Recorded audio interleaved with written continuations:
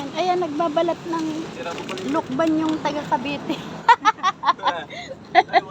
Ayan, no, ay, ang sarap ng lukban. Maliit Ayan. lang ang ano. Oh, sarap niyan. Oh. Maliit lang ang laman. Pero masarap yan. Pula. Sa puno ba yan ni ate? Kay ano, kay Milit. Ah, dun sa Pasig. Ano, kumusta naman dyan ang tatay namin? Oh, kontento siya, oh. Binasa yung paa. Binasa sa dagat, oh. Ay, walang katas eh. Ay, yan, shout out sa inyo, guys.